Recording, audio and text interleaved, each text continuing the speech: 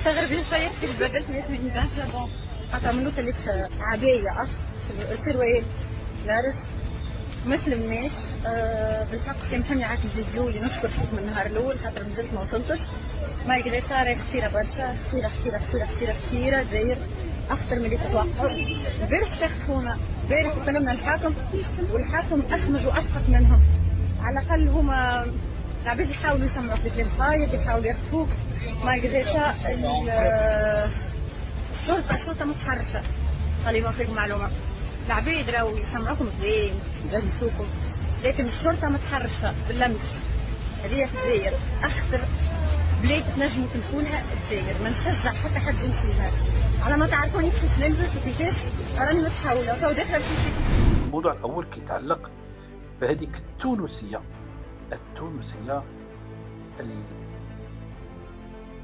زارت الجزائر وهي الآن مختفية في الجزائر بعد واحد الفيديو استنجدت فيه بالمنقلب قيس سعيد. هذه الدنيا هذه السائحة دنيا قني ذهبت إلى الجزائر في السياحة، لأنها ربما خدعت ذاك الكلام المعسول الإعلامي ديال نظام دولة العسكر، الجزائر وتونس واحدة، نديروا وحدة بيننا، وانخدعت أيضا بالكلام ديال المنقلب قيس سعيد، نحن نقاوم الصهاينة، حنايا محور الممانعة إلى آخر ذاك الكلام ديال تبول المنقلب قيس سعيد. ربما هذه السيدة انخدعت، قالت نمشي للجزائر سارة من أجل السياحة، وتعرضت للتحرش والمضايقة هي والرفيقات ديالها على ما أظن. وحين هاد السائحة التونسية لجأت إلى الأمن، إلى الشرطة، وهذا شيء طبيعي. أي سائح في بلد أجنبي ملي كتقولوا تدور به الدنيا يعود ما يشد الأرض كيمشي يقلب على أقرب نقطة ديال الأمن. عنده تظلم، سائح كيدور شي بلاد، شي حد ظلمو، شي حد باع له شي حاجة غالية، شي حد سرق له المتعلقات ديالو، إذا كانت فتاة تعرضت للتحرش أو المضايقة أو أي شيء من هذا القبيل، أول شيء كتفكر فيه بشكل طبيعي وتمشي عند الأمن، لأن الأمن راه هذه الكلمة الأمن راها مدلول، يعني غتشعر بالأمان، غتشعر بالدعم، غتشعر بالتفاهم، غتلقى الحماية، غتلقى الرعاية، وغتلقى الاطمئنان، لأن الأمن ومؤسسات الأمن هي صورة البلد.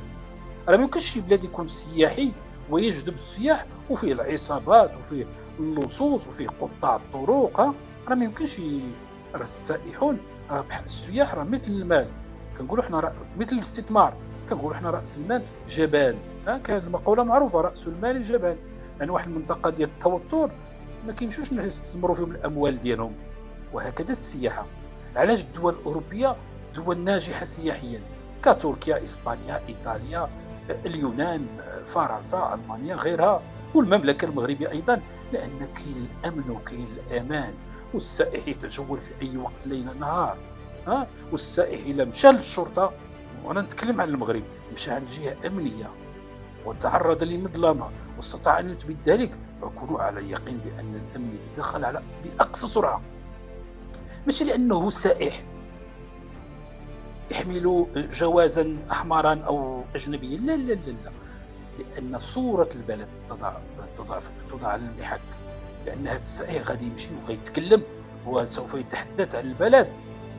وعود ما يكون لك واحد يقدم صورة جميلة على البلد كيولي سبب من أسباب عزوف الكثيرين عن زيارة هذا البلد.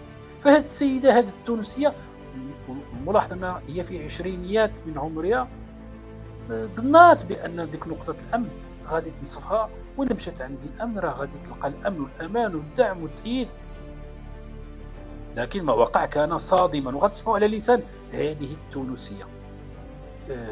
تعرضت للتحرش من رجل الأمن، هذاك اللي المفروض يحميها بدأ يتحرش بها. وهذا ماذا يعني بأن هادو خريجي بيوت الرذيلة. احنا قلنا أكثر من مرة هذا الكلام. ولاحظوا فلول نظام دورة العسكر، الذباب الإلكتروني ديال نظام دورة العسكر كله من خريجي بيوت الرذيلة، ما كيعرفوش شي لغة غير لغة تحت الحزام، وكيظنوا هذا هو المؤسف. وهذه هي الطامة الكبرى، أن ملي كيستعملوا دوك العبارات الشتم والسب والدخول في الأعراض كيظنوا بأنهم راه واو، راه كيقولوا شي حاجة، راه كيتكلموا بلغة هوميروس، بأنهم واو راه يصيبون الهدف في مقتل، كيظنوا بأنهم واو راه يجاهدون ويمافحون ويدافعون ويستميتون ويستشهدون من أجل الجزائر، وديك اللغة النابية التي تعكس مستوياتهم. وأي واحد كيستعمل كلام نابي فهذا عنوان موضوع على جبلته بأنه خريج بيوت الرذيلة، مربي في بيت الرذيلة.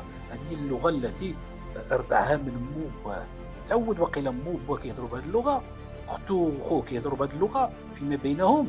ملي كيتجمعوا مثلا على طاولة الغداء، الأب يتكلم مع الأم ديالو بهذيك اللغة، واختو كتكلم مع أخوها بهذيك اللغة، واصبح هذا عندهم عادي، هذا هو الطبيعي.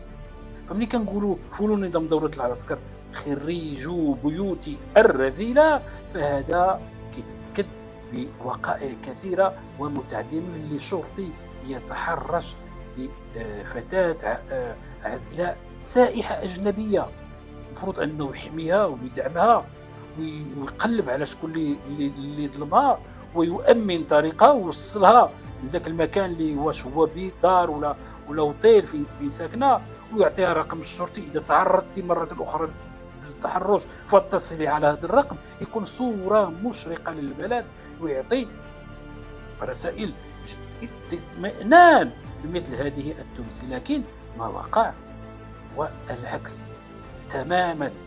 وهذه التونسية بطبيعة الحال منين لجأت للشرطة ولم ينصفوها، وكأن ديك الشرطة كتقول هذوك المجرمين اللي تحرشوا بها في الشارع استمروا، وكنعطيكم الضوء الأخضر كي تتحرشوا بهذه البنت وكي تقوموا بما هو أفظع. فهاد السيدة هذه من باب استصراخ لهذاك المنقلب قيس تبون والشعب التونسي دارت واحد الفيديو وتكلمت فيه ونصحت التونسيات على الخصوص الفتيات ما يزوروش الجزائر، قالت لهم لأنها بلد خطير. وهذا الشيء ماشي غريب على فلول نظام دورة العسكر. وانا كنذكروا كنا ما وقع في شاطئ السعيدية، دوك جوج المغاربه المهاجرين اللي جاوا من فرنسا كراو الجيتسكي كيتساراو به في البحر، وخطأ تجاوزوا الحدود المغربية الإقليمية، وفلول نظام دورة العسكر عوض ما يلقوا عليهم القبض أطلقوا عليهم الرصاص مباشرة. شوف المجرمين، شوف خريجي بيوت الرذيلة، هادو هما مجرمو العشرية السوداء، هادو المجرمين ديال العشرية السوداء اللي قتلوا بدم بارد أزيد من 4 مليون جزائري وجزائرية، 4 مليون جزائري أبادوهم هاد فلول نظام دورة العسكر، هاد المجرمين. فهذه التونسية ربما لحداثة سنها، عندها هي في مطلع العشرينيات، لحداثة سنها ربما لم تقرأ التاريخ جيدا وما عرفاش فلول نظام دورة العسكر، وما عرفاش ربما لم تسمع قط عن ذاك الكلمة الشهيرة والمأثورة للحسن الثاني رحمة الله عليه: لينظر العالم مع من حشرنا الله في الجوار، ليعلم العالم مع من حشرنا الله في الجوار. ربما هذه التونسية اليوم تعلم مع من حشرها الله في الجوار التونسي، هي تعلم، والتونسيون يعلمون بأنهم حشروا مع شر البلية على حدودهم. وأنا لا أعمم دائما، بين الجزائريين كاين ناس أتقياء وعلى خلق عظيم، كاين ناس محترمين، كاين ناس مؤدبين ويرفضون ما يحدث، وهم الآن مبهورون للندالة والسفالة اللي وصل لها نظام دورة العسكر، ممثلا في هذا الشيطانين تبون وشنقري، هذين شيطانين ابتلينا بهم في هذه المنطقة ديال شمال افريقيا. هذه التونسية اسمعوا ماذا قالت، وغادي نجي لكم في نهايه المطاف باش تشوفوا تسمعوا المصير ديالها بعد ان درت هذا الفيديو استنجادا بهذاك بين قوسين المنقلب قيس سعيد اللي هو في حقيقة الأمر عبد مأمور عن نظام دولة العسكر. هذاك فأر مذعور، هذاك فقط يستأسد على التونسيين والتونسيات. المنقلب قيس سعيد يستأسد على التونسيين والتونسيات، بينما أمام تبنوش القريحة أولياء نعمته فهو مجرد فأر مذعور. اسمعوا هذا السيد اش غادي تقول. اشتغل بين فايت بدات من جابون أتعملوا كلش عادية أصل سروال يعرف مثل الناس بالحق كان عاكس الجوج مش بتفوت من النهار الأول خاطر نزلت ما وصلتش ما يقدر صار كثيرة برشا كثيرة جاية أكثر من اللي تتوقع غير شخصونا غير تكلمنا الحاكم والحاكم أكمز وأضحك منها على الأقل هما باللهجة التونسية نحاول نترجم شوية. حكت بأن مجرد ما وصلوا لتونس تعرضوا للتحرش من مجموعة ديال الناس. سمعوا شنو غادي تقول. ولجأت إلى الشرطة. العباد يحاولوا يسمعوا في الخايف يحاولوا يخفوا ما يقدرش إنه الشرطة متحركة. خلينا نعطيك معلومة. العباد راهو يسمعوكم زوين غادي يسوقوا لكن الشرطة متحرشة باللمس. ريح أخطر بليت نجم تلسولها التالر ما نسزع حتى حد انتباه على ما تعرفوني كيفاش نلبس في جهة أنا مش حاولة داخلة. الشرطة متحرشة لما مشات عند الشرطة وقالت ما نصح حد بيزور هذه البلاد. أخطر بلاد هذه التونسية اللي طلعت في هذا الفيديو اللي انتشر على وسائل التواصل الاجتماعي انتشار النار في الهشيم، وموجود صوتا وصورة على وسائل التواصل الاجتماعي.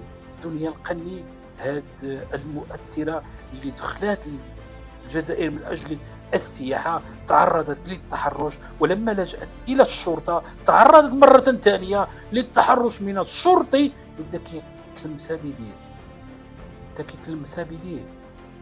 هذه الشرطة هادو بشر، هادو واش محسوبين على البشر، واش هادو بنادم، واش هادو نقولوا عندهم أخلاق الإسلام والمسلمين. وحنا ملي كنقولوا نظام دولة الإلحاد راه ما كنكذبوش، هادو راه نظام دولة الإلحاد، وفعول نظام دولة الإلحاد هو أيضا من الملحدين بدون أخلاق. راه باش ما نظلموش الملحدين، راه الإلحاد فيه كاين ملحدين بدون أخلاق وكاين ملحدون أخلاقهم أفضل من بعض المسلمين. ش غادي يوقع؟ هاد السيدة بعد أن تحرش بها الشرطي لجأت إلى رئيسه، ما فقدتش الأمان، والرئيس ما سوق لهاش.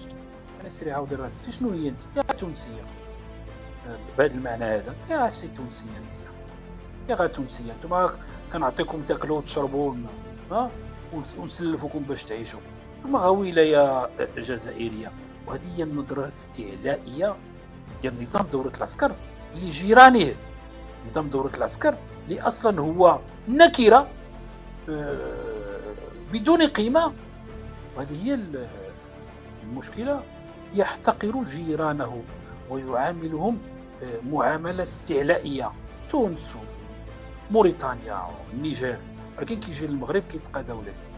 المغرب شيء آخر. المغرب دولة الأمة، دولة الإمبراطورية. الشيء اللي محمق نظام دولة العسكر. نظام دولة العسكر يتكبر على الجميع، يستعلي على الجميع، إلا حين يقف في حضرة المملكة المغربية فهو يصبح دليلا عديم القدرة على الفعل أو التأثير أو الحركة. نظام دولة العسكر في حضرة المملكة المغربية نكرة وصفر على الشمال. وهذا اللي دار نظام دولة العسكر، دير له داك السعار المستمر، داك السعار المزمن، داك السعار الذي بلغ درجة الإدمان. ملي كيتذكر المغرب نظام دولة العسكر كيشدوه م؟ كيدخل في مرحله صرع.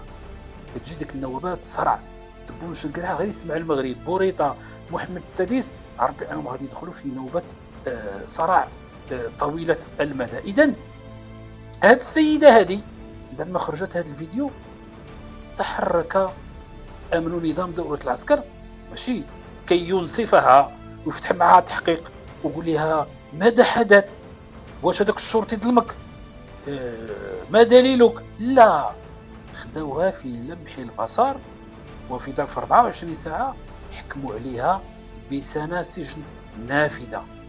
شوفوا بلد الظلم والظلمة، بلد ديال الظلم والظلمة.